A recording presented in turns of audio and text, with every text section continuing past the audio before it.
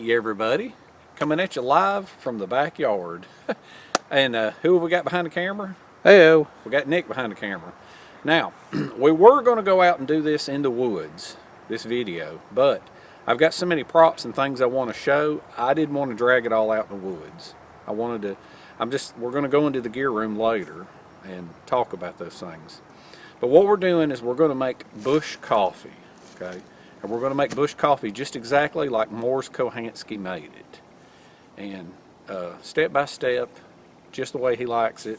And I've made bush coffee a lot, and I have a few variants, but I'm going to make it like he does, in remembrance. For those of you that don't know who Mors Kochanski is, hopefully you'll have a grip on who he is and what he contributed by the end of this video. But he passed away December 5th, 2019 at the age of 79 years old. And he was a bushcrafter, he was a wilderness living skills and survival instructor. He wrote several books, and his contributions to the bushcraft and survival world are endless. And we're going to talk about some of those contributions after we make coffee. Alright? So, and what we're going to do is we're going to make it with what's called a Burtonsville Hitch. And what it is, this is kind of a modified version of it. And what it is it's a long pole stabbed in the ground back here. And it comes up, and it's got a Y stick. But normally the real Burtonsville Hitch has two Y sticks coming down. But I've stabbed this in the ground good and hard. And then up on top, you carve the top and cut a little dimple in it for your pot hanger. I'm sure you've all seen these. But Mors filmed this probably 20 years ago, and he didn't take credit for it because he said he called it the Burtonsville Hitch or Burtonsville Rig, I think, because he saw it built on Burtonsville Island. And that shows you what a humble man he was. He absorbed knowledge, he absorbed skills, he absorbed different ideas. And if he saw something that somebody else did, he didn't take credit for it. Very humble man, but he had a mind full of ideas. But anyway, this is what we're going to use today. So we're going to use the Burtonsville Rig. All right. He also loved ferro rods, which he affectionately referred to as the metal match. And I love ferro rods too. So, we got to get this fire going so that we can make it before dark. And what I'm going to do, here it is, a cattail. I'm going to put a little bit of cattail fluff right in here so that we can ensure that the fire is going to get going quick. You could just always throw some lighter fluid on it. We could, but Mors wouldn't. Oh, you don't know that. Oh yeah, Mors, he was a big ferro rod guy. So what I'm going to do, let's see if we can get this going with one strike with that. Yep, sure can. Huh? Wait a minute, maybe another strike. There we go. Now what you want to do is turn it upside down so that the flames will come up through it. All right. And then you want to lay some smaller stuff on top, just like that. Alright, now that is how you get a fire going, is you have a bunch of dry grass on there, and you see the smoke coming out of the middle. When you have smoke coming out of the middle, that kind of means that the air in the grass in the middle is more controlled, because around the outside you've got oxygen going to it. So it's burning up very, very fast. And the faster it burns up, the less amount of time your tinder will last. Which is good, because you want to control what's in the middle there. Now I'm just going to continue piling this stuff on. You can hear it start to hiss now. So that's a good thing. So we're just piling all this on.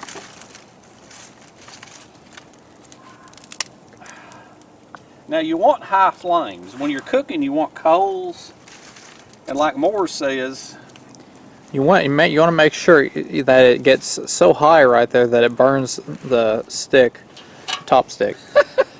well, yeah. It'll turn black. It'll turn black. So what we're going to do now is we take a pail. This is the same kind of a aluminium type pail that Mors uses. All right. And it's about halfway full of water. And so what we're going to do, we're going to hook it on here. All right. And we're going to put it right here where the flames are just hitting it. Just like that. See, because I'm wanting to preheat the whole thing. And if you have to, which I think I will, I'm going to have to either move the fire over a little bit or add more wood over to the other side. Yeah, it's pretty crooked. Yeah, it's not hitting right in the middle. See, you can just move the fire right over with a stick. And you want lots of flames coming in there. Now I'm going to start putting a little bit bigger wood in here.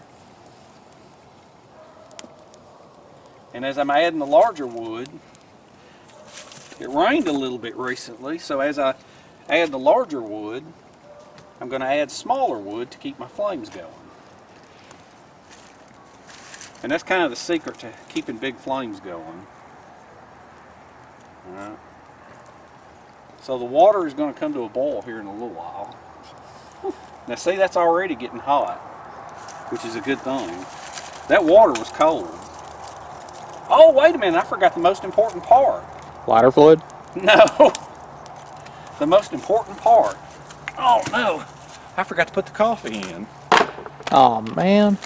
All right, now let's pull this back off here a minute before we get too hot, because you're supposed to start with cold water. Okay. Look, I got a booger in it already. That's all right. nice. Now, what you want to do, if you make this stuff, if you make this coffee like this, you'll learn, if you continuously use the same size pot, you'll learn what to dump in. And that pretty much covers the whole top, and then there's a wad in the middle. Right there. That's perfect. Okay? And like Mors says, any coffee will work. Any old cheap coffee will work. You don't have to have the best coffee in the world. Alright, so let's put that on there. Oh no, you got pretty good coffee.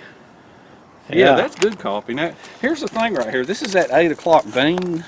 A lot of times we buy the regular stuff, and you probably heard me use this stuff before, but this caramel macchiato, when you put it in a percolator, the hot water just kind of dribbles through the grounds one time. But with this, as the water boils, it recirculates, and you get everything that you can get out of the bean. So let's add this. Now, the water's supposed to be cold. It's not supposed to be warm when you put the grounds in. All right. So all we're doing now is we're waiting for this to boil. And when it boils, you let it boil for anywhere from 1 minute to 1.5 minutes. And if the flames ever die down, then you just add more small sticks, because the flames are what is going to get it boiling quicker. Coals just don't seem to do it, because coals are putting the heat on the bottom, and the flames are just heating the whole vessel, which is what you want when doing this. Almost got burnt. That little wad, that little island of coffee has gotten smaller and smaller and smaller as the coffee grounds are getting saturated into the water. Now if you see around the edge, it's starting to bubble around the edge, and that always happens. And the other thing that Mors says, never stir it.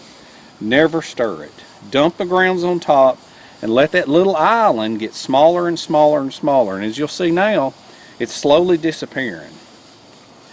Because unlike a percolator, how a percolator just lets hot water dribble through the grounds one time, these grounds are slowly warming up with the water and soaking up the water.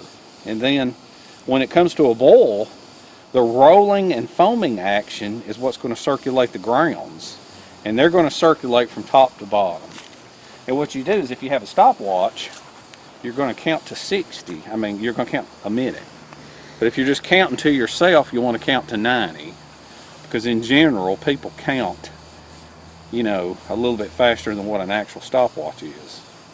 But normally that's what I do, is I just stand here and in my head I count to 90. And that thing, it should start to a boil here in a minute. We've still got flames.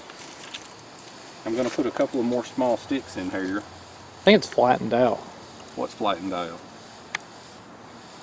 Nah. What? If you look with the camera, it's a little. Yeah, that Give it island's the center. gone. No. That island is gone now. And so these smaller sticks should make the flames As far as it'll zoom.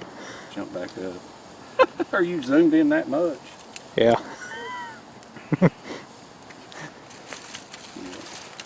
We want good flames. An ash fell on my jacket. It did? Oh, okay. Yeah, I was planning on us going out in the woods and doing this, but I didn't want to drag all that stuff out with us. Because there's so many things that I want to talk about Mors doing.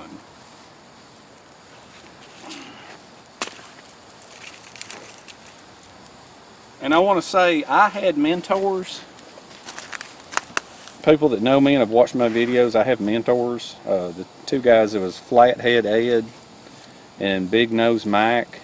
And hopefully everybody gets to work with mentors. And I had mine. And I'd say those guys mentored probably 10 or less people. But Mors Kochanski probably mentored to thousands in person. And his books and videos probably reached tens of thousands, maybe even hundreds of thousands. And so, you know, he's been like a mentor to all of us, because a mentor is a person that teaches you. And I learned a lot from my mentors, but I also learned a lot from Mors. My mentors were kind of, I don't know how you want to put it, they were different. They had a different way of doing things. And I never met their mentor. They had a mentor named Red.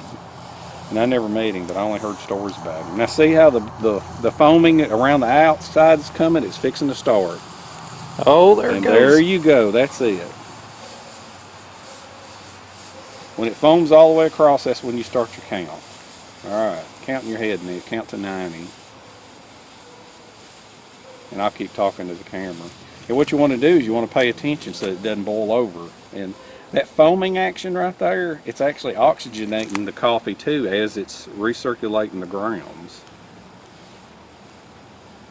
Now one thing you don't want is for it to stop foaming and stop rolling to a boil.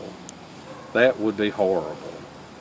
That would be really bad, because you want a full 90 seconds there. And if you go longer than 60 to 90 seconds, Mors' exact words were, you'll extract the bitter principles out of the grounds. And see, now you've got steam going. Mm-hmm. What number are you at, Nick? 45. Okay, keep going. So that means we're about, that's about right. You're going to get a steam coming when you're about halfway there. But like Mors says, this is, once you've learned how to make coffee, this is the best coffee made. Now see, it's not foaming anymore. We got another 20 seconds. Yeah, 68. I'm going to lower it all the way down. 70. Closer. Alright, so. And I'm going to hold it so it don't dump, because it's touching that log.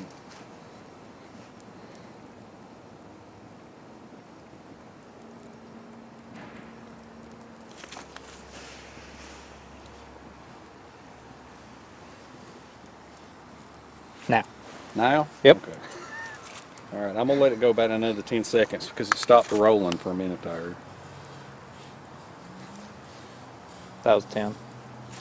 Alright, so let's pick it up now to the highest point here. Okay, now the next thing, we're going to take it over here and we're going to set it on the ground. You're going to aim that over here. Yeah. We'll just scoot on over. Let me set this. Alright, because you don't want it touching the ground if you can help it. Or tipping. Yeah, you don't want it tipping either. Alright, let's move this. Let's set this here. If you can help it, you don't want it on the ground, because the ground will cool the bottom of it quickly, and that's not what you want to do. Can you see the coffee from there? Yeah. Okay, now everybody talks about adding eggshells and doing this and that and filtering and beating on the side of the pot, but this is guaranteed to work every time. This is called fizzling. And what you do is you take cold water and you pour it from a height. You don't get down close, you pour it so that the action of the cold water hitting directly in the middle instantly shocks the grounds and brings them to the bottom.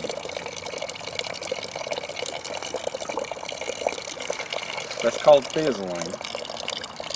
Now, every time I've ever made bush coffee, I've always gotten multiple comments about eggshells and a lot of these other things. But this works every time, and this is how Mors does it. Now, if you put this in here, you can move it around in there, and you can see that there's no grounds. Let's push that in there again. I'm gonna pour it off, and if you can see through it, that coffee is crystal clear. Okay, so as Mors says, now the coffee is ready to consume. All right. He was an educated man. He was college educated. He knew his stuff, and that was the kind of guy he was. Okay. His favorite additives, which I have never tried, were canned milk and brown sugar. Now I've had the evaporated milk before. That is good. Okay. I've had it in tea. I have never had it. Yeah, it's great in Lipton tea. I've had brown sugar and regular creamer, but I've never had the evaporated milk. So, let's see here for a minute. Like I said, to me it tastes kind of a little sweeter than regular milk. Oh, does it? Yeah. Okay. What I'm going to do is I'm going to put the sugar in first, brown sugar. Now, brown sugar's not as strong as the other stuff. So you got to use a big old heaping spoon of it. You may be like, well, they're sugarholics. No, the brown sugar's not as strong as the white sugar. Mine wasn't as big as yours. Put in a little bit more for measure. Kind of look at it and tell. These are big. Now we're getting excessive. Okay. Yeah, now we're getting. Okay, I'll stop. Okay, yeah. Yeah, we're sugarholics. It does take more. Okay. Sugarholics. All right, we're going to pour next first. All right, I get the best. All right. Yeah. Yeah, right off the top. All right. Good coffee. Looky right there. Bush coffee. This is the best. And you got to use a dipper and you skim it off the top. Let's stop right there. All right. That's good. All right. Just want to point out, there's not really room for the evaporated milk now. Well, there will be. It don't take much, does it? That stuff's pretty strong. You want me to pour off some of yours? Yeah, just get a little off of there. Look, after 2 cups, look, I can pour that off. No grounds. Now, okay, I'm going to pour a little bit off right here.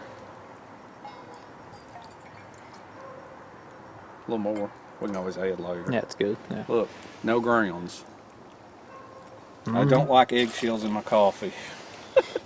Either do I. Now, what you can do next, let me show you something here. Let me hang this up over here. Now what you can do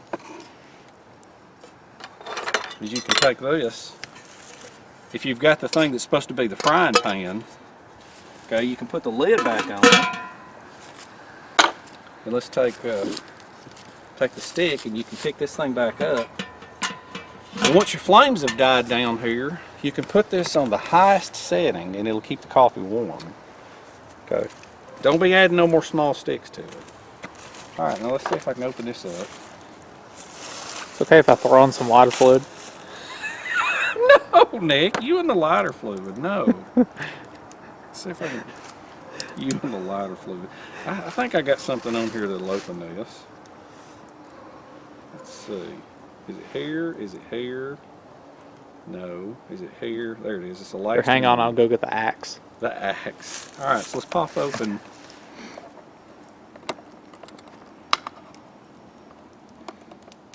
this side. And then I'm going to pop open this side. Alright, yeah, you have to use a whole can whenever you do this because it ain't like you can carry it with you. Alright, in case I screw it up, I'm going to pour mine first. Perfect, right there. You're right, it was too See, it's got a more golden color to it. Yeah. Yeah. Yeah, it does. Well, that's also got to do with the brown sugar. No, I mean when you're pouring it from the can. Kind of more golden sweet. Yes, so, yeah. Yeah. Alright. I'm going to try mine first. Alright. And then you can try yours. Man. Absolute perfection. Absolute. Alright, here. Let's see. Lock that camera down. And come around and try yours. flipped the viewfinder. Here, come over here. Try yours. It's perfect coffee.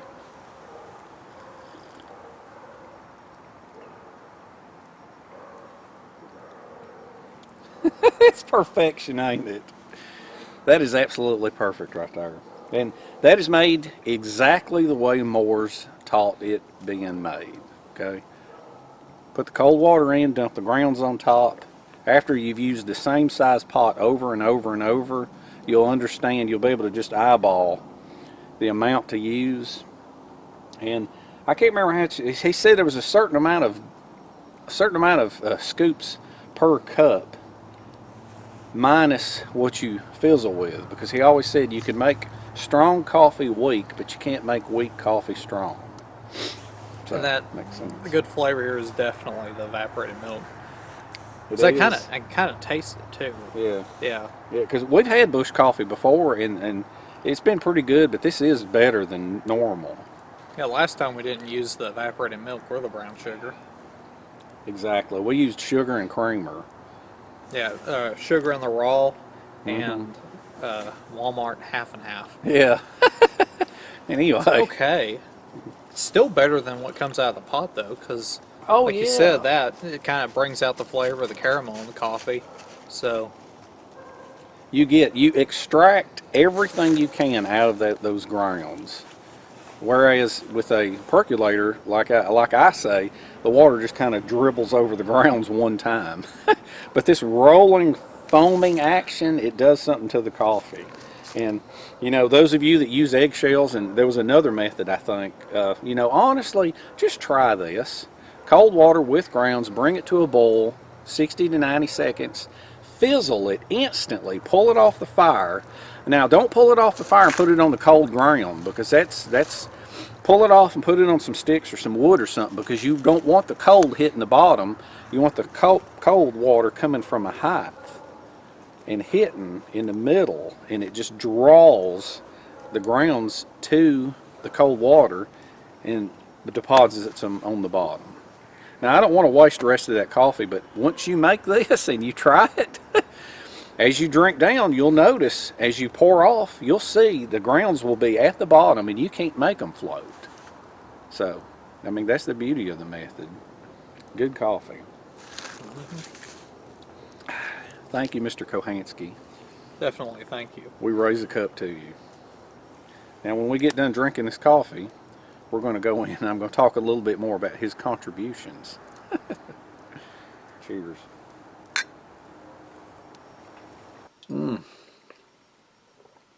Here's to you. All right, so now we're going to talk about Mors contributions.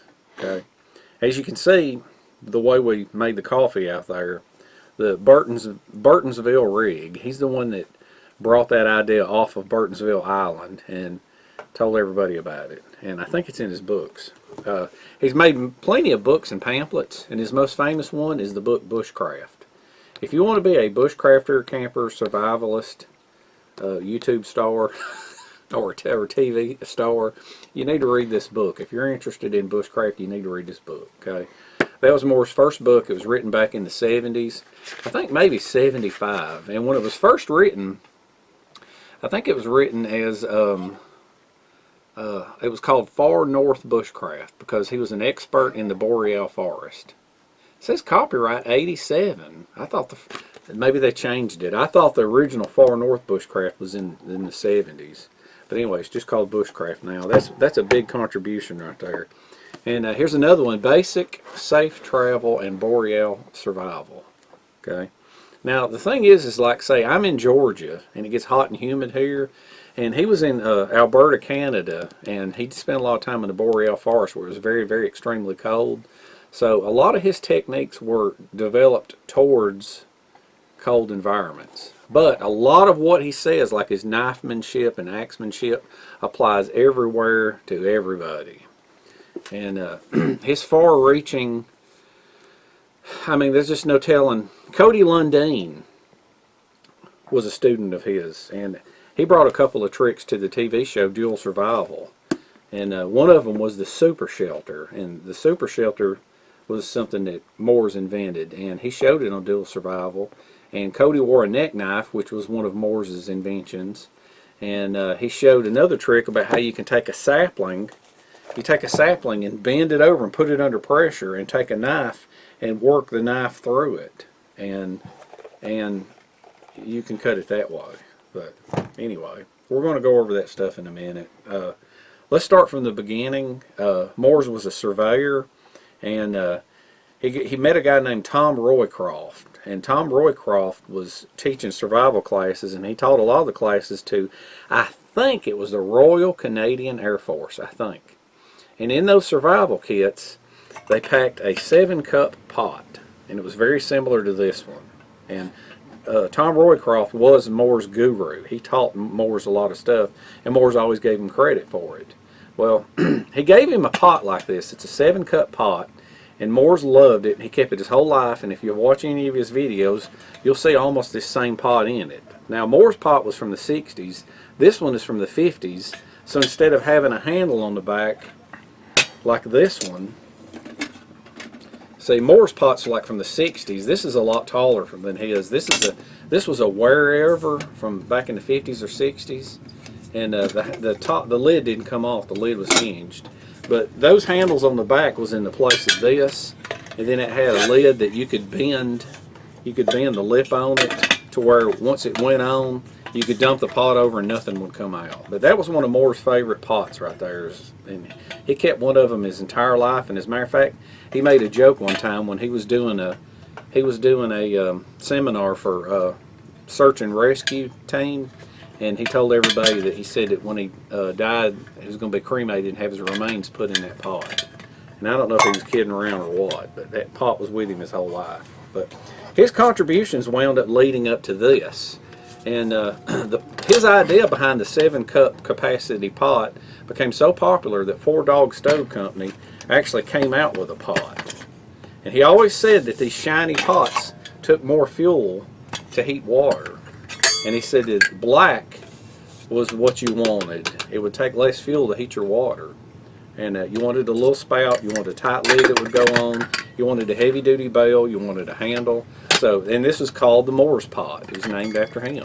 And you know, and he sometimes would pack like a survival kit in them.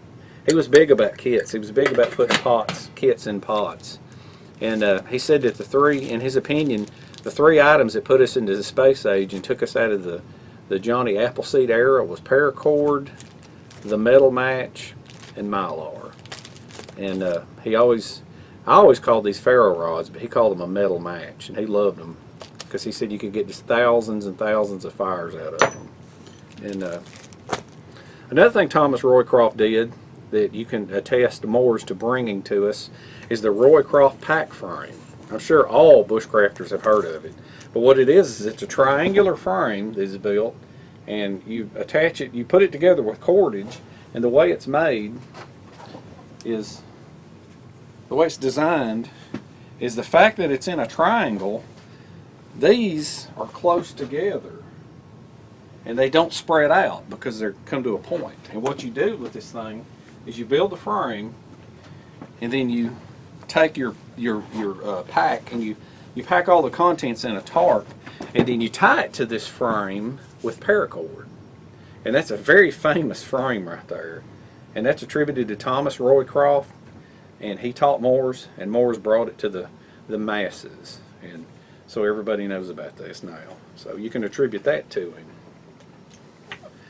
The other thing, let's see. The other thing is, of course, the super shelter.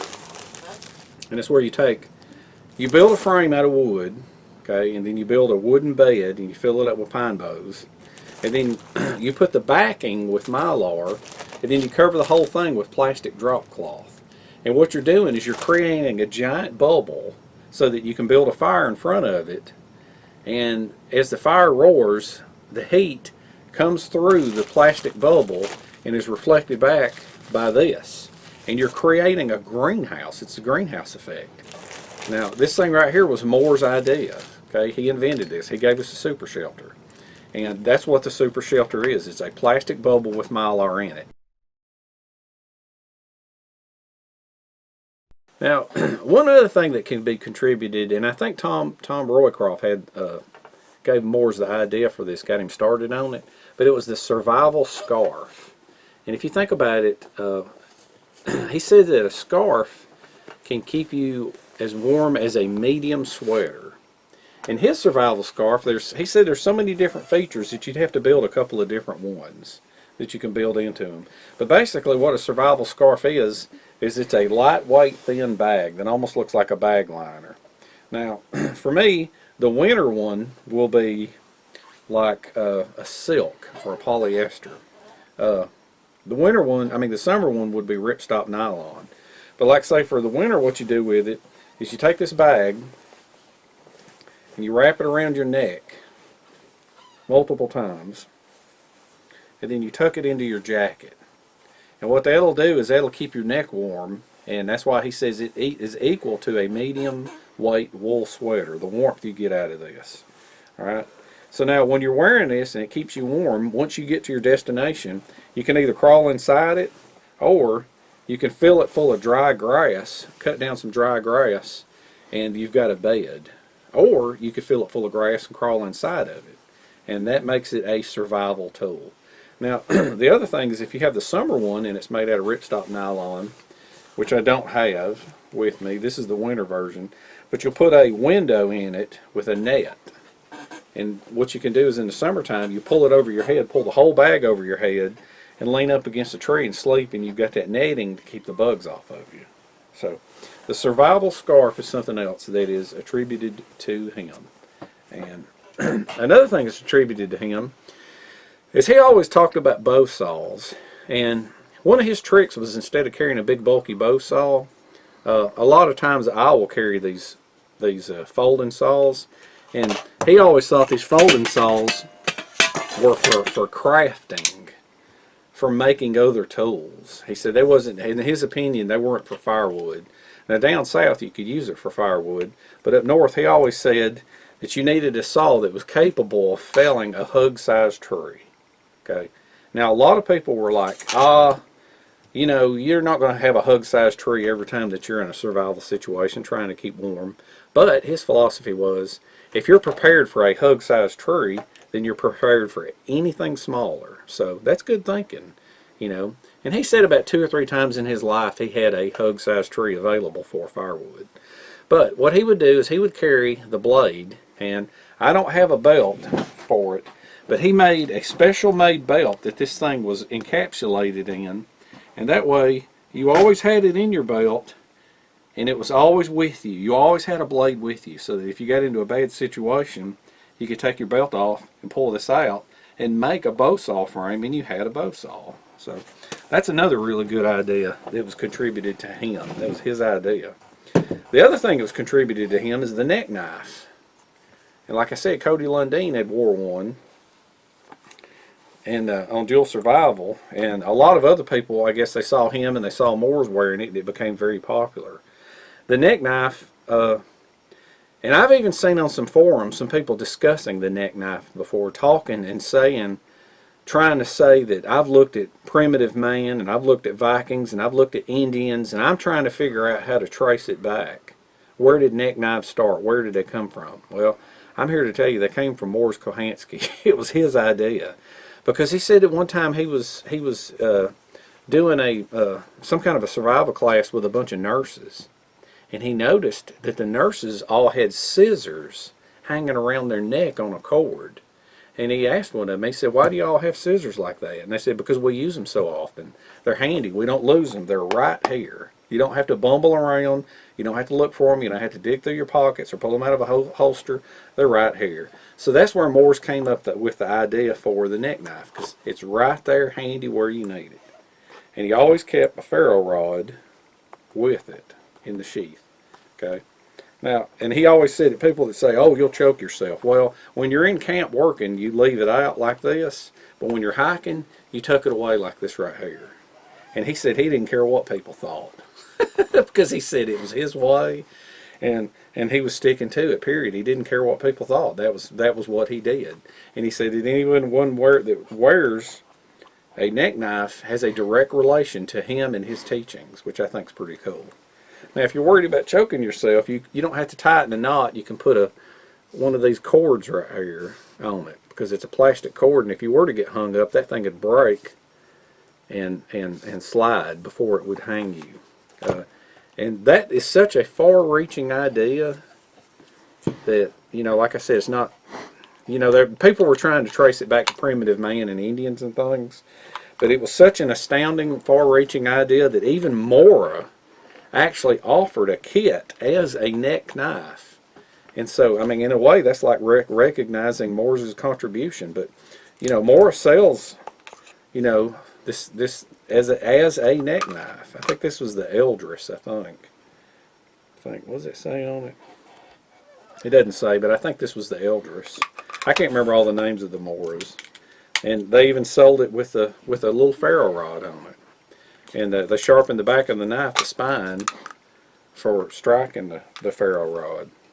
Mors is also the guy, he had a lot of ties to Sweden, and he made the Swedish axe popular, and he made the Mora itself popular.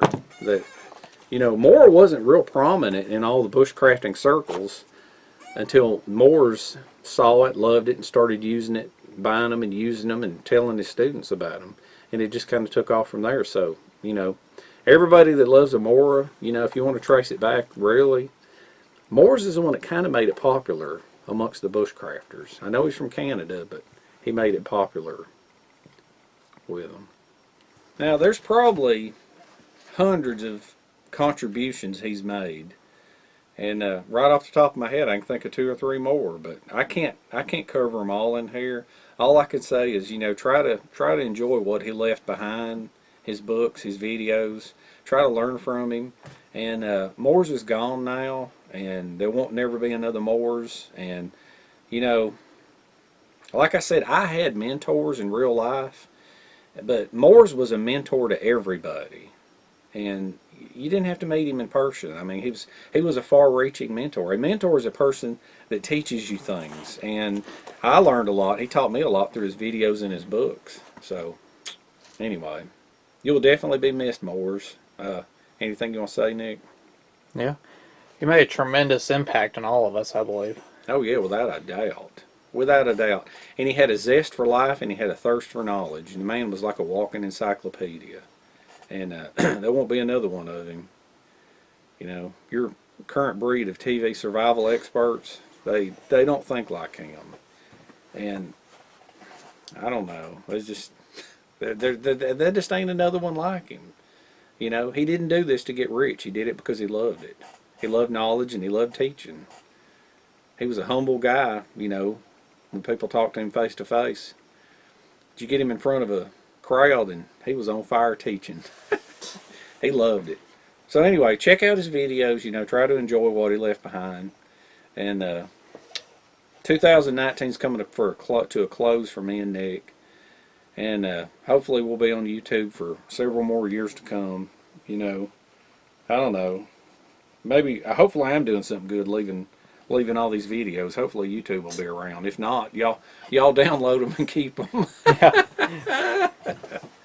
So, all right, Nick, we about ready to wrap this up? Yeah, just about. All right. Ran through my second cup of coffee.